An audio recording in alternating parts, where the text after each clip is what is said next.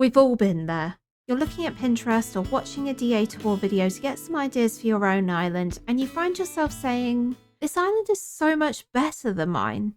Or you wonder why your island looks pretty similar to the island you're trying to take inspiration from. In a world where everyone seems to create spectacular islands, it's hard to not feel like your island is falling into the background. But it doesn't need to be like that. Designing an Animal Crossing island is something which takes a lot of time, and with these simple tips, you can take your island from looking generic to being one that people remember.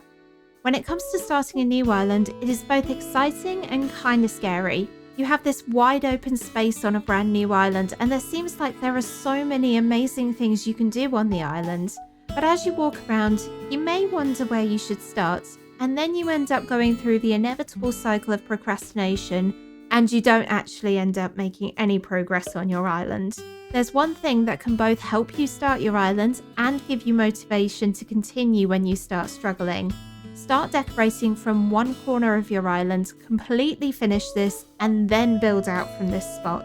It's so tempting to go into a new island and just build everything you want and put them all down in different places. But the issue with doing this is that you quickly end up with lots of small spaces on your island which need filling in later. And when you have these awkward spots, it's hard to work out what to do with them. Before you start decorating your island, think of it in designated areas. When you first load into a new map, have a walk around and imagine what build you want to be in that particular spot. How are you going to get to the build? What are some secondary builds you can put down that will enhance this corner of your island and make it flow well into the larger build? If you're struggling to think of what build to start with, take a look at your mood board or the list of builds you have planned for the island and pick one of these as a starting point. When you start thinking about your island as having these designated areas for bigger builds and you start decorating out from them, you'll find that your island flows more seamlessly from one build into another, and that as a result, you decorate your islands much quicker. By keeping this approach to decorating, you will naturally make your island stand out because you'll keep the cohesion going all around your island, which is what makes an island look stunning and unique, even if you're just working on a generic theme. Whilst you're decorating this small corner of your island, you may find yourself trying to work around some of the buildings we have in the game. Every building is a different size in New Horizons, so when you try to plan out where everything is going to go, it's really important you factor in the dimensions of the buildings. But it's not just the buildings you need to worry about. It's also incredibly important to think about how you're going to walk around these and where your access points, bridges, and inclines are going to go. It's a bit of a nightmare to organise without planning everything out beforehand because most of the buildings we have are odd numbers of tiles wide, whilst bridges and inclines are all 2x4. As a result, nothing ever lines up properly. It's a challenge we've all faced, but you can actually use these dimensions to your advantage in one of the biggest hacks that can improve your island design: making symmetrical builds. Now I know what you're thinking. How is it possible to create a build which looks the same on all sides but that also works with the awkward sizing of the buildings? Surely nothing would ever line up. You're right, but making a symmetrical build is not necessarily about making it look even and exactly the same on all sides, but it is about using the oddities in the sizing to make your build look symmetrical. Your museum and Nook's Cranny, as an example, are 7 tiles wide, meaning there is a definite center point in the middle of the building. But if you were to try and put an incline or a bridge leading up to it, you would never get it to sit centrally. Instead, place your inclines and bridges off to the side or on a diagonal so that you are hiding the unevenness between these two whilst still creating a beautiful entryway to your build.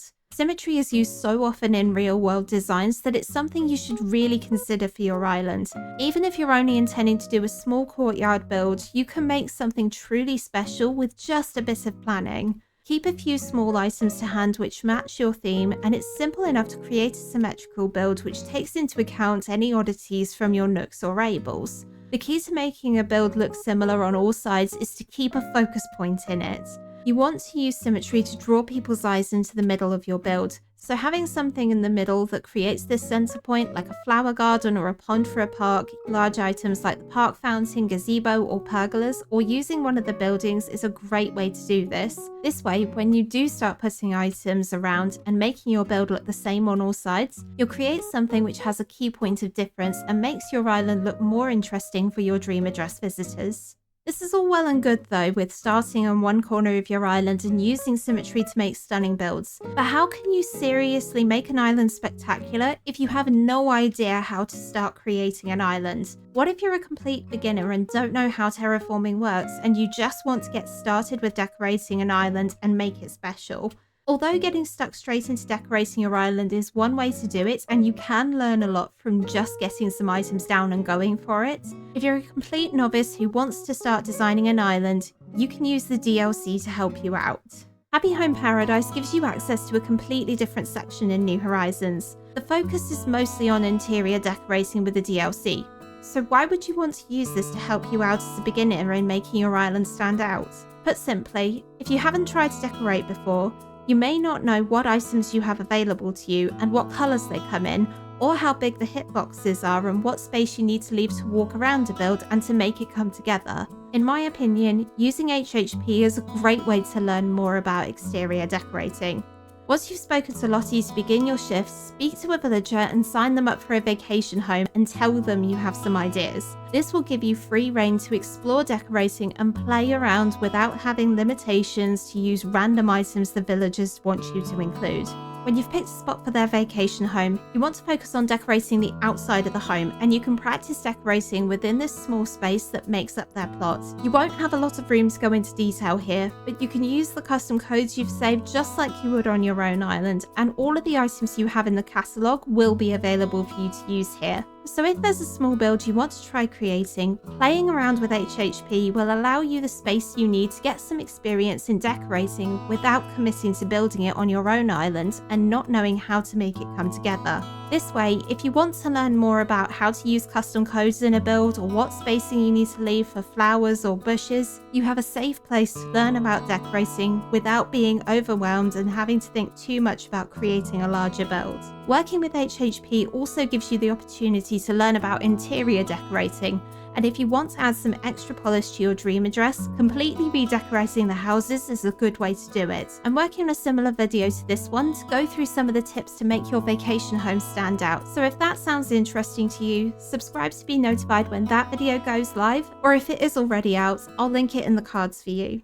As you go through decorating your island, you'll slowly get this practice over time, and when you combine this practice with building out your island in sections, you'll quickly find that your island is magically coming together. What you may notice you end up doing as you continue decorating is that you use the same few items over and over again. There's nothing wrong with doing this at all. Depending on the theme you're doing, you may find there are some items that need to be used over and over to finish a build off perfectly. However, if there are some items you do want to use, you can use it as an opportunity to make your island more personal and unique to you. You have your own unique identity, and that plays an important part in crafting an island. Our islands are a reflection of where we see ourselves at that point in time. This personal branding results in creating a personal touch to your island and makes it a home away from home if you've used the same items in the same configurations, or if you have a favourite villager on every island.